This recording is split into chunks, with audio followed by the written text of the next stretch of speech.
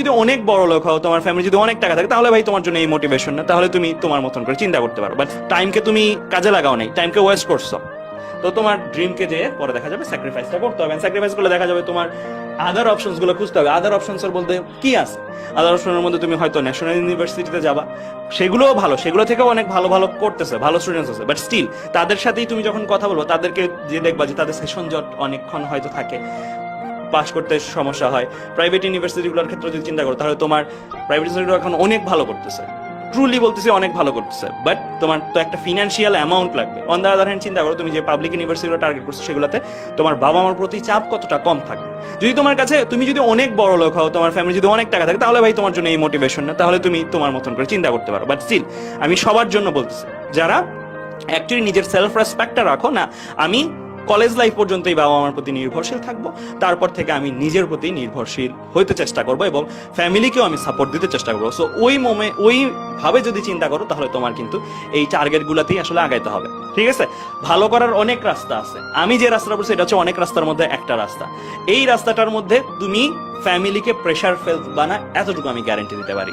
ঠিক আছে, সো আমি তারপরে আলাদা আলাদা অনেক জায়গায় চিন্তা করতে হবে। মানে মোটামুটি তুমি দেখবা যে তোমার লাইফের প্যাটার্নটা, তোমার দেখা যাবে যে জায়গায় তোমার ফ্রেন্ডরা বা সবাই দেখা যাবে যে হয়তো ভালো একটা জায়গায় অলরেডি পড়তেছে, চারোদিক থেকে সম্মান পাচ্ছে, চারোদিক থেকে উৎসাহ পাচ্ছে, এবং ফ্যামিলির কাছ থেকেও সে একটা ভালো অবস্থানে আছে। ইনফ্যাক্ট ফ্যামিলিতেও তোমার মতামতের গুরুত্ব দেখবে অনেক গুণ বেড়ে গেছে জাস্ট আফটার গেটিং চান্স।